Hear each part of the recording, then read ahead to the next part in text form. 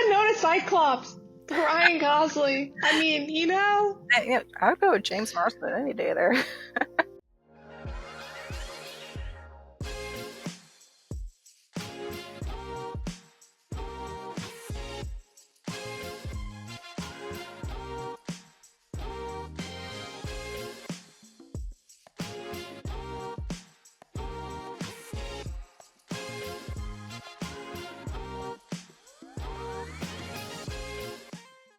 Hey everybody, and welcome to today's first ever episode of Hooked on Cinema. My name is Gabby. And I am T. And we are going to dive deep into cinema while we do our second passion, which is crocheting. We're going to be crocheting while we deep dive into the world of cinema. For the month of February, we're going to be doing love stories. So today we are going to start off with one of the most recognizable love stories, I think, in cinema in the modern age, which is The Notebook. And rewatching it, I now have more thoughts than I thought I did. And this was the first time I've ever seen it. I'm not really a big romance film person, but overall it was a good movie. So I just want to say The Notebook was released in 2004 by New Line Cinema. The director was Nick Cassavetes. Probably pronounced some names wrong. And the writers, it was based on the book by Nicholas Sparks. Mm-hmm. Yep. And so it was made for the screen by Jeremy Levin and Jan Sardi. And the main actors are Gina Rollins, James Garner, Ryan Gosling, and Rachel McAdams. Which are fantastic people. Yeah, no, they did a good job. No, yeah. And then the summary of this is just basically a man and a woman, or at least teenagers at the beginning, fall in love, they get separated, and then they get reconnected and fall in love again. Which I have mixed feelings about now. Alright, so our two main characters are, what is Ryan Gosling's character's name? How do I know the actors? I was gonna be like Rachel McAdams and Ryan Gosling. Oh my god, I know them more than I know the characters' names. What are they? Her name is Allie. Okay. That's the character name. His was Noah. Yes, Noah. Mm-hmm. I remember. Well, it's a little confusing because in the beginning, when you meet him as James Garner, he's going by Duke, not Noah. He's trying to throw you off there. But then it's so obvious that it is them the first time you see them young because of they wear the same type of color of clothing when you first meet them older, and then they wear the same color when you first see them at the carnival. So she's wearing red, he's wearing the dark clothing. So that's just a way for them to subtly hit that it's them. Yeah. I think it's also beautiful that the first scene that we get from them cinematically, I mean, is when she is looking out the window as an older woman now, in the home. She's looking off and you see Noah, who is going by Duke in that, I guess, time, is rowing his boat. And if you notice, he's always in the shadow. You could barely tell. I couldn't even figure out if it was Ryan Gosling or the older gentleman at that point. But I think it signifies, that that's her. She knows that there's someone she loves, but she can't quite put the pieces together, and it's, very in the shadow. I thought it was a really smart cinematic way. Not only was it beautiful, I think it was a very beautiful intro, but it was also a cinematic way to show that Allie, kind of a physical image of what dementia is. Yeah, she had some sort of connection to it, but she couldn't figure out why. So I thought that was beautiful. But yeah, I agree. That was a very beautiful opening. Color on it was really nice. The music, beautiful. All right, and then moving forward to the whole thing. So, fun fact, this was actually, and I do want to preface this because it after I found this out, it kind of changed my perspective. Not too much, but like a little bit. Is that this was Nicholas Sparks' first ever movie. Book. Like, he was surprised when it sold. He was like shocked and awed. And the inspiration for this story specifically was when he got married with his wife, Nicholas Sparks.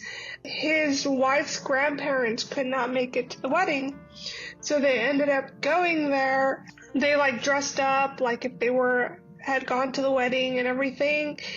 And then as like, I guess, a wedding gift, the grandparents told them the story of how they met and how like all these years later they're still the same people, they haven't really changed, and just like this idea that, you know, you don't, like, they're still in love. And so like Nicholas Sparks thought that was like the most beautiful love story ever, and so he of course I think put his own spin to it, but it was very much inspired by a real life romance, which is kind of cool.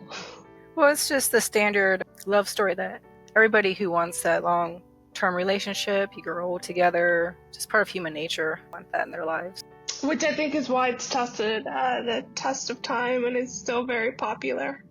That being said, I think Noah is very toxic. Yes. Like I said, this was the first time I watched it, and I noticed that immediately. I did not. Hey, I was a kid when I first watched this. I was like, Ryan Gosling, okay? We didn't know who he was at the time. Breakout role that really like come to his stardom there. Yeah, he was in the... Oh, sorry, go ahead. I was going to say, like, his character is a little toxic with how obsessed he is with Allie. Yes. What I was going to say is, yeah, like, prior to that, he had only been in the Mickey Mouse Club with, like, Britney Spears and, Christina Aguilera was in there, too. Yeah. Like, they were all together. The singer, the NSYNC, Justin Timberlake. That's what I said, Justin Timberlake. Oh, okay, yeah. I forget. He's great. He actually turned down this role, by the way. He turned down Noah. So did, I think, Tom Cruise and a handful of other male actors that were, like, in this time. And the reason that they rejected it was that there was no character growth for Noah. That being said, I think Ryan Gosling did it so charmingly. Great. Yeah, he did. But it's still a very toxic relationship. Yeah, like, seeing it as an adult, I'm like, I don't think I would want that. Even when, like, she's like, oh my god, we're fighting again, like, later in the movie. And he's like, that's what we do. We fight and then we make up and it's great. Like, I want to fight with you forever. And I'm like, I just don't want that. I think what maybe the author was trying to originally portray, because also I have not read the book, so I don't know the difference between the movie. Yeah, any like long-term relationship, there's going to be issues. There's going to be arguments. That's part of, you know, just being a couple working it out together. So I think they were like trying to portray that, but to the extreme that they did it, it just came off as toxic. It did. Oh my god. And then she said no to Cyclops. Ryan Gosling. I mean, you know. I would go with James Marsden any day there. Yeah, I think I would choose Cyclops too. Oh my god. And it's funny because he makes a joke when he comes out in 27 Dresses as a love interest there. Even in the X-Men, he has like a love triangle because he's Cyclops. Yeah. And I think it's funny because when he interviews for 27 Dresses, he even says like, wait, I get the girl? Finally? And it's just like, oh my god, in this one he doesn't get the girl. Oh. I mean, technically in X-Men he gets the girl. Does he constantly have to fight with the other guy? Yes. But he has her. But no, he was just like happy that it was just like a regular rom-com where he finally gets the girl in 27 Dresses. So he was like super happy. Like the sidekick. Yeah. Or the opposing love interest. Oh, so it was great. I thought it was interesting how like every character was interconnected. Like, it was the fact that his buddy's girlfriend, like, that was her friend, Allie, and so, like, that's how he was able to, like, kind of maneuver his way in. And then just like how the mom had ties to someone very close to like Noah. It was like the Like someone who was, yeah. It's a small town vibe that they were going over where it's like everyone knows everyone. And then, of course, you always have the visiting person for the summer, and it causes the whole romantic fling. Oh my god, it is really such a cliche. And, like, Grease did it, too. That's true. Grease. Hey, man, Grease is great. And then, like, there's another cliche that... And I wonder if, like, because this was made so long ago, if this is, like, one of the starting versions of, like, making it a cliche. But the infamous meme, the infamous, like, I think the scene is probably redone, rewatched, reclipped 1,000 times over, is when she, like, yells at him, Allie yells at Noah and goes, like, why didn't you write to me? It wasn't over for me, or whatever. And then he goes, I wrote to you every day for a year. It's become kind of a cliche. As a person who, like, sees rom-com movies, because when I saw Anne with an E, which is a TV series, and it's one of my favorite TV series, it has it, like, where the climax is, where she sends him a letter and she doesn't get it. Like, he doesn't get it, like, the other girl that he likes, like, stopped it from getting to her. And so, like, that was a conflict there. And then when I was watching K.O. Kitty, which is a newer, like, kind of rom-com TV show on Netflix, they also did it where it was, like, a note with a, you know, necklace. She sends it to her boyfriend, and the girl that he's, like, currently with kind of intersects and, like, stops it from being known. So, like, they're upset with each other because he never said thank you for the note or anything, and it's because they didn't know. So it's, like, a few examples of, like, how that's been, like, redone. But before in The Notebook, I hadn't really seen it been done. That's a lot of letters, though. Yeah, those are the thing about movies in general.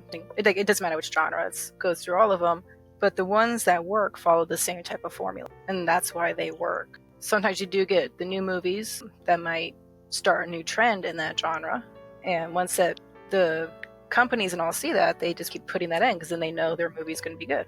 Yeah, and it's a good, interesting conflict. Yeah, and I didn't quite like that in this one because they also were doing it to try to redeem Allie's mom's character. Because when we first see her, she's so hard on Allie. It's like, no, you cannot have this romance with this kid that's way beneath your class. You know, you have to go off to school at a nice place and marry some rich guy and all that. You can't just go be with some common laborer.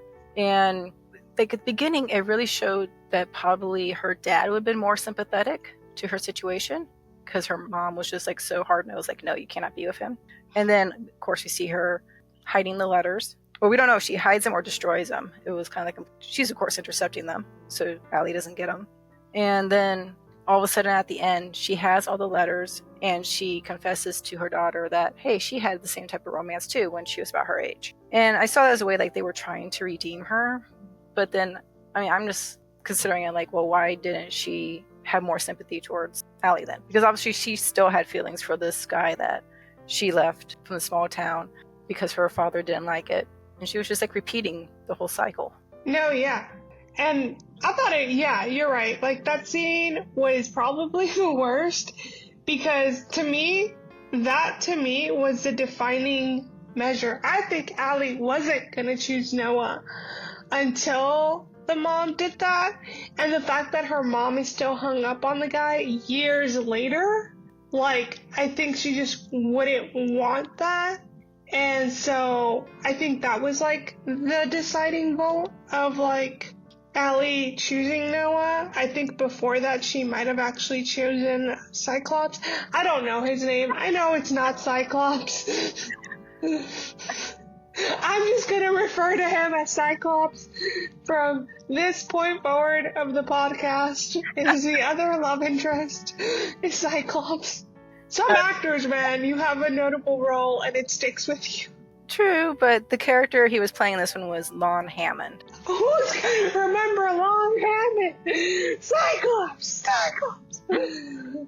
Whatever. But he also makes a point, and I don't like, because a lot of it to me takes away from the love story, is like when he says, your parents love me, I'm so sorry for that, because I know that's a deterrent for you. Like, how will you be rebellious against them if you marry someone that they love? And I was like, oh my god, that, and the mom constantly pining over her ex-love, like, all these things. Like, I hate it because the way that it's shot now as an adult, I wonder, like, did Allie really choose Noah, or did people, like, insert their little ideas in her and then made her choose Noah? A bit, I think. I don't think she ever gave up caring about him, but then she was clearly moving on with her life, and I found it very dramatic that she fainted when she saw him in the picture of the newspaper. I mean, but those were the times, girl. Those were the times. Women swooned. Yeah, no, it's very overdramatic. Because again, it's just a summer fling, and it really depends on your own personal thoughts and feelings of the whole falling in love concept. Some people are more romantic than others, and some people believe in love at first sight or soulmates, and some people don't. So it just really depends on your own perspective of those. Because I'm someone who kind of leans believing in that stuff, so to me it was a little ridiculous and overdramatic, like the whole movie. But yeah, I definitely think, like, she, of course, kept thinking about him, but she was trying to move on for life. I think if she hadn't seen that picture in the paper and known that he was back in his hometown and he had worked on that house, she would have gone on and married Hammond instead and had a nice life with him. I know, what perfect timing that it happened right before they actually got married instead of after. So I'm just saying. No, and I knew that that's probably why he put it in the paper, is he wanted, like, there was no way of contacting her, clearly, because none of his letters were working, so he hoped that if, like, she saw him in the newspaper, then, like, you know, something could happen, and it did. Bam, chinkin, wow, the moment they met. So obsessed with her, like, after he saw her in the restaurant with Hammond, then he, like it even said in the narration there, he's obsessed with fixing up the house, because he figured if he did finish the house in the way that she wanted it, that it worked, which isn't exactly a good message. I know. And so this goes down to, like, okay, so me and my brother have been talking about, like, relationships and stuff like that, and we have noticed that if you like the guy, aka if the guy is hot enough, these stalker-ish behaviors are acceptable. But if she wasn't attracted to this dude, this would be a serial killer movie. Yeah, it would be. He even has the old house in the middle of nowhere to do his work. Yeah. Oh my god, it's just, like, crazy to me, like, because this is, like, such a, like, it's The Notebook.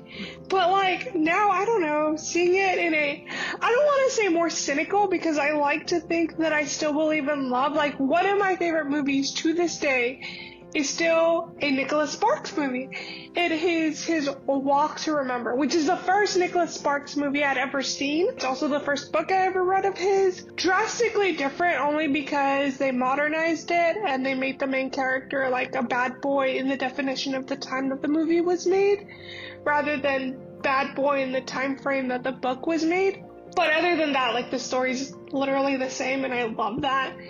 That's a love story to me. Like, that is beautiful, that is hardship, that is, you know, this is like two people that were hella attracted to each other, which is hilarious, because the reason that the director chose Ryan Gosling is because he thought Ryan Gosling wasn't attractive. Yeah, I read about that. But I also read that him and Rachel McAdams had issues on set. Like, at first, they didn't get along. Yep. And then they dated. Yeah. It's hilarious. Oh my god. No, yeah. So, to that extent, yeah. Like, the whole movie, after a while, I felt like was like arguing, then sleeping together, arguing, sleeping together, arguing, sleeping together. I'm like, that's not a relationship. No, it's not. And it didn't help that there wasn't a lot of character development for, like, any character in this movie. They tried with Allie a bit, I think they were going on the right path with showing she went to school, and then she became like working as a nurse also to help soldiers who were coming back injured. It's a very good thing for her to do, especially in that time period. So I thought that was a really nice character beat for her. But then with Noah, there was like no development whatsoever, including the fact that he went to war and his best friend died. And yeah, it's like they completely gloss over that, and it's like you would think he'd be having a little bit of PTSD from, which back in those days they didn't really talk about at all for World War II veterans. But like the only way they kind of show that is through his drinking, because he's always drinking, and then just how obsessive he is with Allie is that doesn't change; it just gets worse. So it's not a good character development whatsoever. Yeah, which is, I guess, why for a lot of actors it was not a appealing role to do. Which I get it. I don't know. It is what it is. But it's kind of interesting to see how they are when they're young, and then compared to how he is they're older, and he's being so calm and gentle and tender with her as he's reading the story to her. And it kind of implies in that there was some development between him being young and him being old. Yes, and which is weird because when they're younger, he's a lot more sweeter to her. Like, even the whole scene where they're in the water and she's like, I'm a bird, and she's like saying this silly, weird stuff, and he's just like smiling and finds it endearing when she goes, say you're a bird. And I do love the line, if you're a bird, I'm a bird. And for that moment, I saw the old gentleman. I saw the pacing guy that's with her. I honestly think the Noah that we get in the middle portion of the movie would have left Allie. Probably. I don't think he would have been in that home with her. Yeah, it's like the beginning, he just was very fond of the fact that she was so protected. Like growing up, she came from a rich family. She didn't go do all this fun stuff that someone from a small town like him, he's free. He can go out and do whatever he wants, whenever he wants. And she didn't have that capability. So I think he was really attracted to that in the beginning, because then he could show her all this new stuff. Mm-hmm. I didn't think about that. Yeah, but then again, it's like just in the middle there, after they've been apart, it doesn't sound right at all for them to come back together, because of the development each character wasn't. Because they weren't. No, yeah. It's a very, I don't know, interesting story. It is a toxic relationship. It is so toxic. When they're young, it is. But showing them older, it's not. It's very sweet and caring. And that's what everyone strives to, to grow old with their partner. And then they did a good job showing dementia and how hard that is to deal with. So is it dementia or is it old-timers? I thought it was old-timers, because dementia's the one where you're paranoid all the time. She was having dementia. Oh. Because she was also, I think it was dementia in there. We would have to look that up. But she was also a bit paranoid. After she had remembered for a little bit, remember? And then they were dancing, and then all of a sudden she lost it. And she was like, who are you? What are you doing in my room? Where am I? So then she was showing the paranoid part. Mm. And the nurses had to come in and help. And then that was really sad, because then he was just sitting on the bed crying. I mean, it's a very overwhelming thing. And that's the sad thing is I do think that it's the older couple that really sells you on the Notebook love story, not the young versions. And we get so little of them. No, I agree on that. I would have watched something that was just them the whole time. We didn't need to see it acted out to her the whole time. Oh. Which is another cliche that has happened. Oh my god, sorry, I thought about this. But it's a comedy. It's called Chuck. It's a TV show about a super nerd that becomes a spy. It's hilarious. At the end of the series, spoiler warning for anyone who hasn't seen Chuck at the end, so skip over if you haven't seen it and want to see it. It's an old show. It's not new. Okay? So don't come for me. Is that his love interest in this whole thing, the actual second spy, she loses her memory. So the last scene is implying that Chuck had just been telling her this story this whole time, because he narrates it. You hear the narration and stuff like that throughout the whole show, and she goes, oh, that's a beautiful story. Whose is it? And he's like, it's ours. It's our story. She doesn't remember. She doesn't come, he just straight up just tells her that was us. I think it ends with like her possibly wanting to see where that goes, which is funny because Rachel McAdams also has another movie called The Vow with Channing Tatum. I haven't seen that one. That one, she loses her memory. And Channing Tatum has to woo his wife again. He's actually married to Channing Tatum. So like he's like, how do I get my wife to fall in love with me again? He tries, and part of the conflict is that a lot of these things are like he's waiting for the old her to come back, like the one he fell in love with. But she's like, she reverted to years ago, so she's like a much younger version of herself. And it hasn't developed into the woman that he falls in love with yet. So it's like this weird, interesting thing. And that one's based on an actual couple that happened to. The ending is actually kind of bittersweet. Very in the rom-com genre, okay? Spoiler warning again for that movie, where they end up together, but she never gets her memories back. Oh, wow. Yeah, so I've actually really liked when they don't miraculously like have them remember, because it's beautiful. And then there's another book that I read called Legends. It's a Les Miserables adaptation of a movie or of a book. And that one, the male love interest forgets, and then they get reconnected and they fall in love again. It's beautiful. So that in itself, I'm just now realizing, is a cliche. So that's pretty interesting that they had that in the book too. Notebook had a lot of cliches. Or they started a lot of them. I was gonna say they might have started quite a few of them. Well, because when you have one movie that's all of a sudden a smash hit, within the next 10 years, you're going to get a lot of that same genre being released, because then all the producers, company heads are like, oh wait, what people want right now, we need to make these types of movies. So once it did really well, a whole bunch more romance stuff came. That's true. That is very, very true.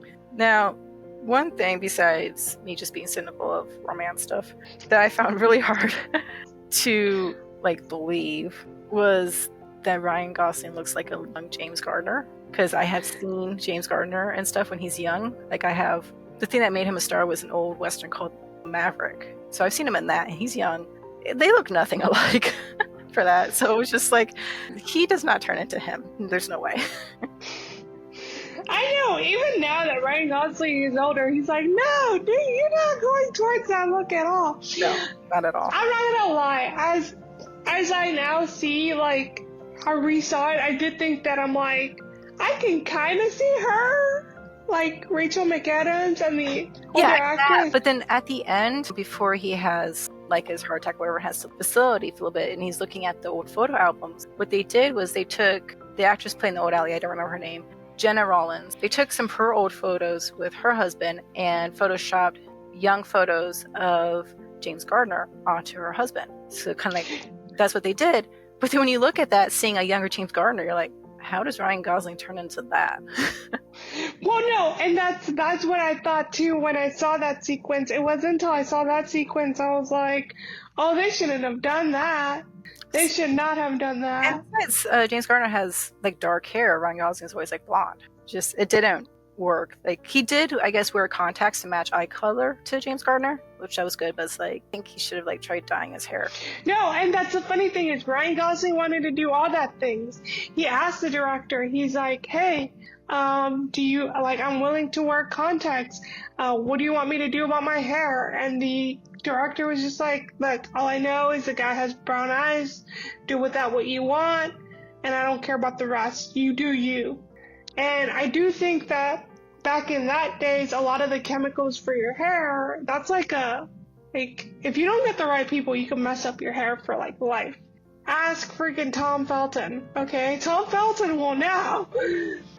For people who don't know who that is, that's Draco Malfoy, and he had to bleach his hair like for 10 years, and now his hair is very different than maybe it would have matured into. He's still hot, it's okay. But yeah, so I totally see him have worn the contacts. I definitely, unless I think instructed by the director, I don't think he would have changed his hair color. Yes, so it just kind of took it out for me a little bit, because it was, he's not going to turn to him. There's no way. They should have just put aging makeup on Ryan Gosling. Well, what was also interesting is how, in some ways, the movie tries to make you think that this older couple is not this younger couple by calling James Garner Duke, while Ryan Gosling's called Noah, and you never know why he's called Duke. Like, they never explain that. Oh yeah, that part's like weird. And then, but the fact that they're wearing the same colors of clothing the first time you see them young and so on, it's just so obvious that that is supposed to be them. So I was just wondering why they tried to throw us off the track in the first place. I think, so the name thing, because I was like, well, why is he called Duke? Because I had already seen it, so I was like, well, why do that? But my defense to them, I'm going to go to their defense, is that I think they did it for Allie. The whole name change, I think, was more for Allie than for him. I think that he was going to tell them the story of Noah and Allie, and he didn't want to have to change, like, the names in the story. And I think, no offense, even if you have old age or dementia or whatever, if someone goes, I'm going to tell you a story, your name is T, mine is G, and the characters are named T and G, but it's not related to us. Like, I think it'd be a little off-putting. So, like, I think the name change was more for Allie not to freak out and openly listen to the story. And if she then refers to him as Noah, that means that she's back. And if she doesn't, then that means, like, she's not there. So Even that's though also... it's her name, too. Huh? Even though it's her name. So it's like There's a lot of Allies, man. I don't know. She doesn't recognize her name at all. Apparently she did not recognize her name. Allie is a more common name, apparently, than Noah. Well, what kind of, like, another scene I had an issue with is when the family comes and visits. And I understand, like, he was like, oh no, this is my family, because if she doesn't remember, of course, you don't want to say, oh hey, these are your kids and grandkids, completely freak her out. But I didn't quite like how they were towards her.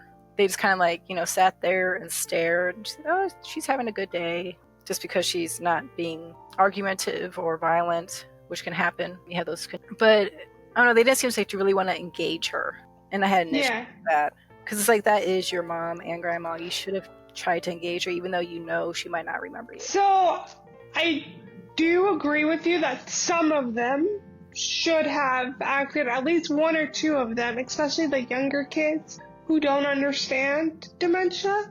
So it's like, unfortunately, you kind of have to walk on eggshells, and when you do that long enough with a loved one, even if it's your mother, like, and I don't know, because that's your mother, so, like, that's very different than a grandparent, but still.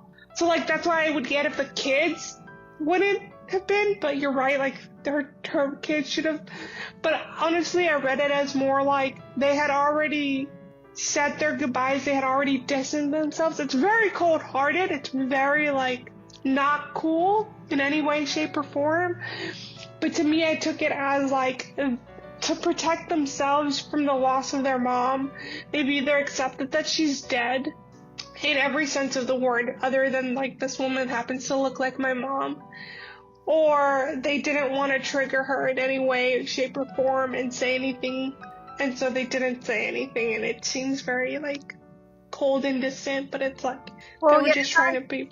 They didn't have to talk about anything that might trigger her, but just simply asking, like, how was your day? Because she was introduced to them like if they're completely new people, and her grandma did hug her, which was nice, but then it was just kind of an awkward silence, and she's like, oh, I guess I'll just do that. And it's like, they could have just done small talk, like, how are you? Like, how's your day going? Something like that. Instead, there was just awkward silence of them staring at her. So yeah, there is a coldness to it where I did not approve, and I was like, why you do that? And I don't know. Like, the kid hugging her was really sweet, and I think they were banking on that to be the only thing. So, I don't know. I think that was just poor choice of, like, direction for that scene was very poorly done. So, that's what my defense is going to be. I think that scene was poorly directed, and they should have shown some empathy or some curiosity. But also, I had read it as, like, they wrote her off. And if they were, like, going to be kind. And also, That scene did not work because after the fact, he literally tells, like, I think the son tells the dad, like, oh, don't worry, we'll take shifts looking after mom. I'm like, I hope not. I hope if it's not that interaction that we just saw. Like, it just didn't seem like they really cared. Yeah, it's hard in those situations because, of course, they don't want to see their mom going through that. But it's also like the whole controversy that surrounds senior citizens who are living in assisted facilities or so on, and how they are sometimes not treated like a normal person. And it kind of reflected that a bit. That's true too. Because also when he was gone after his medical issue, the staff, because she didn't have someone to hang out with her, they just literally wheeled her into a caged area with other people who cannot take care of themselves and just kept them there where they didn't Yes. to interact with her, like nothing at all. So yeah, so those, and I really didn't like that portrayal, and I don't know if it was more like that in the time that I was recording. So they are usually the memory loss unit or the memory loss wing. Every old place has it. Basically behind it is locked doors so that they don't. They will wander off. And so yeah, because there was not, I guess, as much supervision on her, I was amazed she wasn't already in that wing, to be perfectly honest. And it's usually not as bad as they make it seem, because the nurses are way more attentive to them because they have nobody else. So at least the ones here that I've seen, because I have to deliver to them, they usually have a nurse with them, like reading to them or doing something to them, like in a positive way. Was very negative. The way they did it in the movie, though, was very negative. No, yeah, and I think it was supposed to feel like she's in prison, she's alone, like her life would be horrible without him. And I think that's why, oh my god, they make me cry so much. And their last scene together, like, do you think our love could let us go together? And I was like, it will. Oh my god. Oh, they made the movie for me. Well, something else with it that I think they could have added in a bit. So they did have where she was playing the piano. She had remembered she used to play before. She was playing that in their nursing home, wherever she's in there, which was nice. But then they made such a big deal when they were younger about her painting. They made a big deal about her painting and having a place to paint. And I was like, that would have been nice to bring that in as she's older as well. So even like if the little montage of him being gone and her being lonely, it would have been interesting to see her paint something. And like she kind of reconnects to that a bit. Yep. No, yeah, and I do think that part of it was what made it kind of weird, was that they also had very different hobbies as an older couple than they did as a younger couple, and I'm like, I feel like some of those hobbies you just stay with you? Yeah, because even if like she can't remember that she used to paint and all that stuff, just give her paintbrush and some paint and a canvas and see what happens. And I think that would have just been a really nice moment if she had painted something that looked really similar to the very first painting that she gave Noah and his dad. Yeah. That would have been really cool. A nice little touching moment. And like a nurse could have asked her, like, have you painted this before? And she's like, I don't think so. You know, see, that would have been a really nice moment, but they did incorporate the painting after all the fuss they made about it when they were younger. I know! Like, literally, that's why she wanted a dock around the entire house, or a porch around the entire house, was so she could paint and see the sunset. Yeah, instead they focused on the piano, which she only plays for a minute. You know, she's not constantly sitting from the piano the whole time. She only plays that for a minute or two when they're younger. That's it. That's true. I even forgot that she played the piano when she was younger. So let's see. Something I want to talk about was overall set design and costume. Great, though. Like how they showed the old time was really beautiful. I think they did a good job on that. And they kept putting Allie in red because as we saw her older, she always had that red jacket on. So that was very noticeable when they kept putting her in red, that it was so odd to see her in a costume that wasn't in red. The soundtrack was great with the music. I think he even won some sort of award for that. But editing, there was one part in it that really caught my eye for editing. And now the mark of a movie that's well edited is that you do not notice the editing. But there was one particular moment in this movie that it really took me out of the movie because it was such a jarring cut. And that is about 11 minutes, 20 seconds in. And they're young and they're outside the movie theater, and then it cuts to them being inside. Yeah. It's such, to me, it was such a hard jarring cut. And I actually went back and watched it a few times to figure out why that was just taking me out all of a sudden. Like, I just noticed that cut so much compared to all the other cuts in the movie. And I think it's because the director did something not usually supposed to do, and that's you flip the characters of which way they're facing. So when they're outside the movie theater, Ryan Gosling's facing like left, and then all of a sudden it cuts to him, close up him facing right towards the screen. So I think that was why that one was so jarring. It sounds like you broke the 180 rule. Yeah, that's what I figured. The 180 rule line, which is an invisible 180 line that you can angle the camera along that line but never over it. Once you do that, it is very jarring. Aside from that, if the inside of the auditorium was darker than the outside of the movie theater, that's also very jarring. And if you don't cut on action, so if they're like very still when the cut happens, that's also very jarring. So that's all those things. Eye on that, because it is a very jarring cut. It's the most jarring cut of the whole movie. Yeah, well, because it's just a straight up jump cut past the 180 line. So it's definitely an interesting thing when that happens. To me, that seems like there was no intro scene. You could have maybe done a dissolve, but I don't know how dissolves were done back then. Well, something that might have helped would be like them turning, starting to walk into the theater. They didn't even do that. It cut from him just looking at her outside the theater to him all of a sudden looking at the screen, opposite direction. Opposite directions. They did another few seconds to have them turning and walking into the theater. Then if they had cut with him watching the screen, it wouldn't have been too bad. Yeah, because he would have then cut on action, which is what I always try to do when I edit. But it sounds like he may have not had that, and they may have just cut it there. Like, we don't know if there was just, a few seconds of handle of, like, the director going, just keep looking at her longingly. It's okay, Ryan. We get it. You don't like her, but right now, she's the love of your life. Do it. And then, like, the only other shot that he has is, like, now you're looking at a TV screen. Look at the screen. I mean, there's only, unfortunately, so much an editor can do if there's no in-between footage or there's no longer handle where he actually goes into the movie theater. But yeah, why do babies have small hands? I feel like this is so small. But it's a fast thing to crochet then. Yeah, theoretically. I've been like redoing it. My little basket's coming along. Nice. Yes. So as we go through these deep dives and thought process of these movies, we will be doing little projects because we both like to crochet.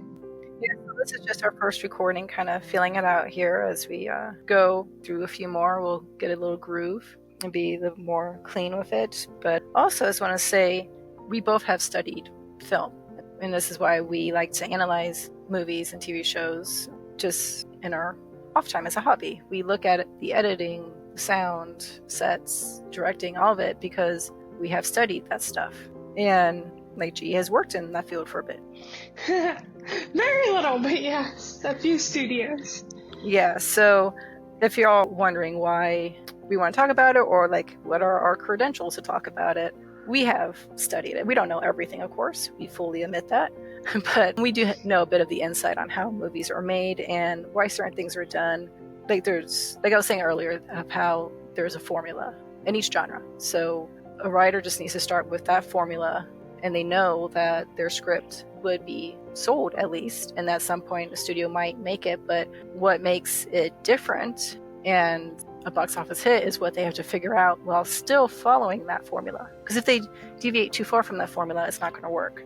So they have to follow that formula, but put their own new spin on it for moviegoers. Because also, what people want to see in the movies changes like every decade. like superhero movies have been really popular for a while because all of a sudden they were doing really great. But you always get like each decade seems to have like their own main genre, because a movie comes out and they're like, oh wait, that sci-fi movie did really well. Now every other studio's like, we need to make another sci-fi film. So like they need to jump on the bandwagon of what people are willing to go pay to go see the movie theater. But nowadays it's also a little different in the fact that we have all the streaming services, because there are just so many outlets and so many different studios, because Amazon puts out their own stuff, Netflix puts out their own stuff. So there's just so much material out there now. It's hard to keep up with all of it. There's like no way. It is. I know. I usually follow actors. So like what I'll do is if there's like a thing that I saw, an actor that I really like, then I'll binge watch a lot of the stuff that they've been in, and then that's how usually I get introduced to stuff, because I can't keep up with any other method. Well, I was going to say, I think the streaming services have given a chance to those people who think that their movie is not going to be a box office hit, but it could do well on streaming. Yeah. So those types of movies that might not just have the appeal that a theater can give it, they're doing well on streaming now. So it gives the creators another avenue to express their work. I agree with that, yeah. It's like how we used to have direct to DVD. Now we have streaming. And then instead of like it used to be like direct to DVD and you don't know, because it's still like reliant on the DVD stores, now it's like streaming platforms. There's so many of them that like it could be direct to DVD, but it's like this like high-end store or whatever. So it still like gives it more of a chance than it did before. So that's pretty cool, I think.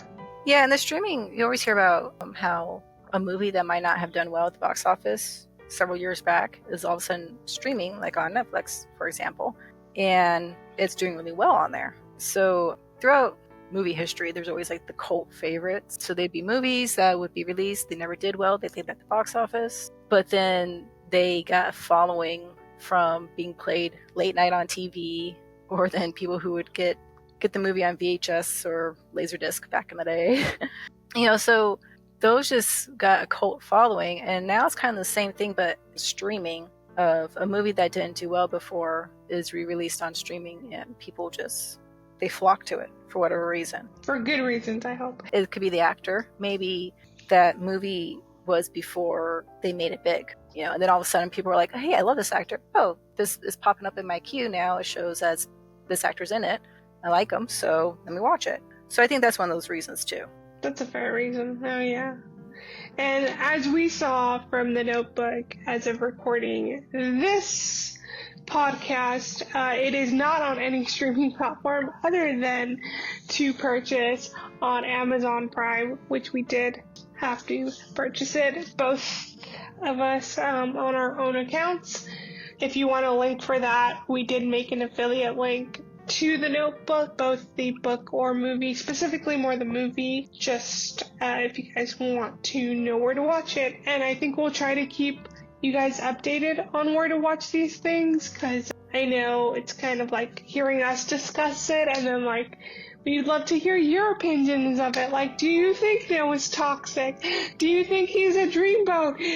Ignore the Ryan Gosling of it all, okay? He makes everyone look great.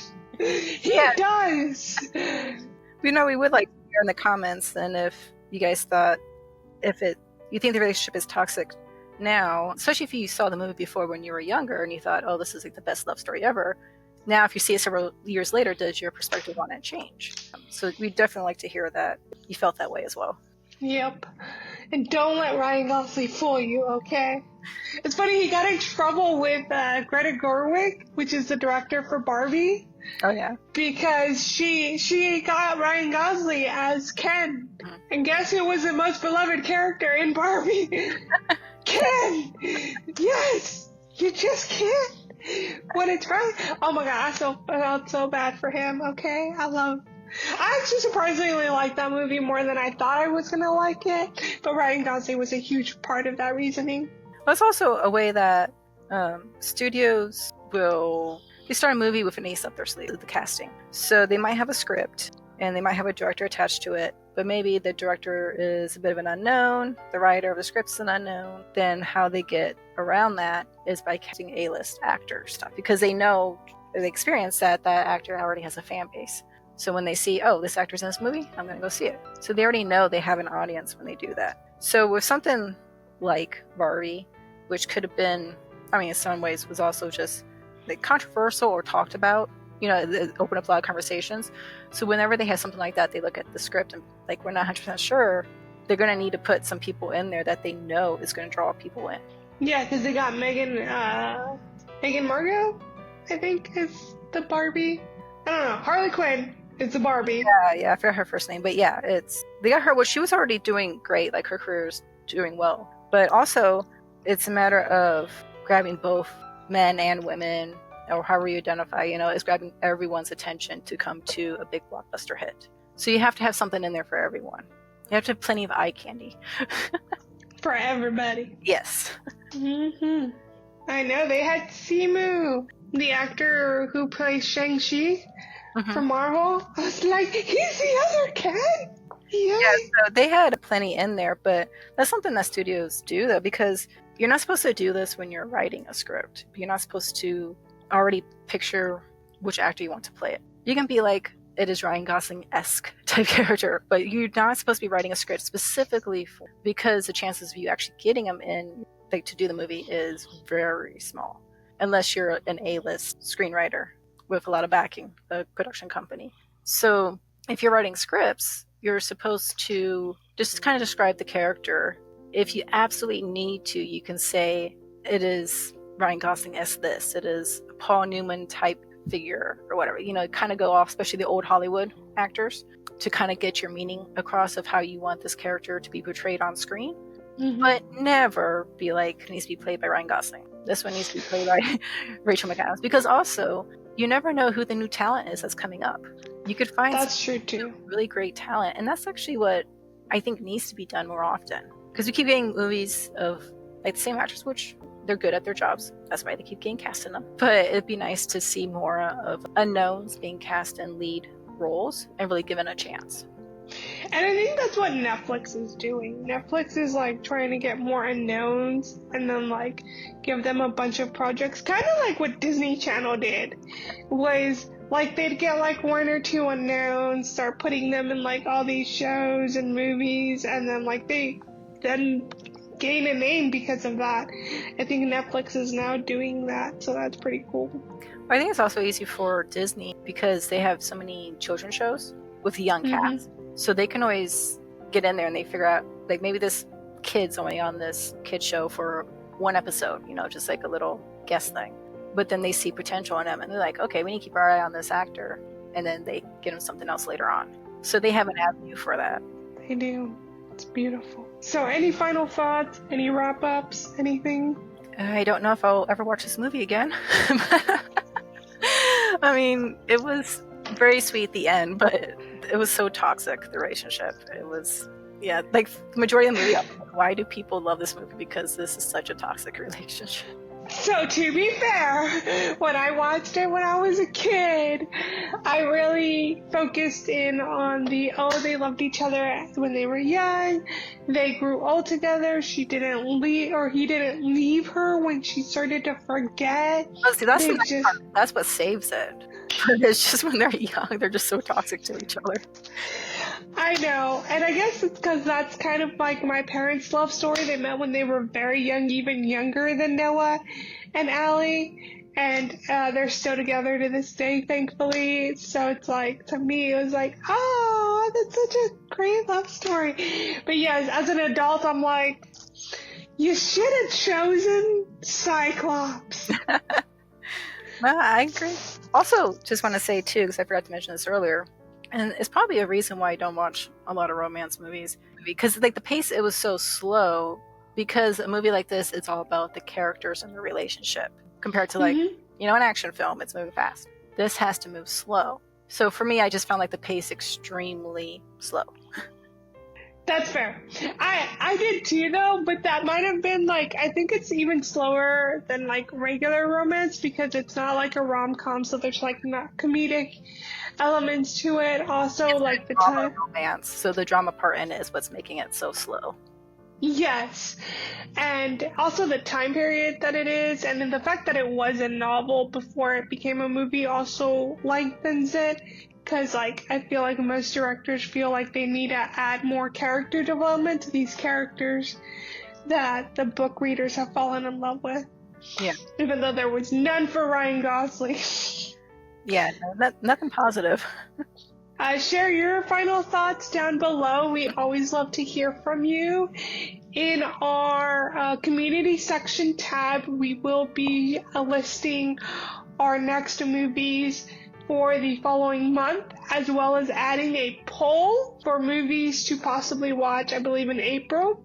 We do want your input, so the number one choice in the poll will be the one that we review and dissect.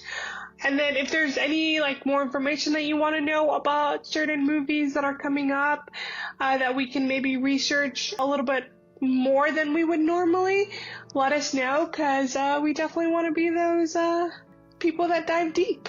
Yeah, no, we like to look up information. We watch directors' commentaries, behind the scenes stuff. All that things interest us. So if you want something even more in depth on a specific movie that's in the polls, then let us know. Or even in the community tab where we list the upcoming movies. We appreciate you guys for listening. Don't forget to hit that subscribe button if you want to dive deep with us while we crochet these little projects. I have a basket. I just have to sew all the ends in. Yeah, I still have not. Ends to sew in now. I haven't even finished mine yet. This is not enough for a child's head. But either way, we will probably be getting faster at our projects here, as well as diving further deeply into these movies. And I believe our next movie is The Proposal. The Proposal! Ryan Reynolds. Sandra Bullock. We're going from Ryan Gosling to Ryan Reynolds. Let's do this. Sorry, I'm not a Deadpool fan at all. No, I also, that's one of the few I've actually watched because it is hilarious. See, rom-coms are awesome. Now I know. That's the one thing that they would make me do in film school. Not make me, right? But it was my go-to thing that I knew that I could get an A in. That's with that. We went to school together studying this stuff, and so yeah, there were some late nights on those student film sets of rom-com stuff. I remember those days. Equipment would fit in the car. So, this is us saying goodbye, and thank you guys for listening. Yeah, thank you. Bye.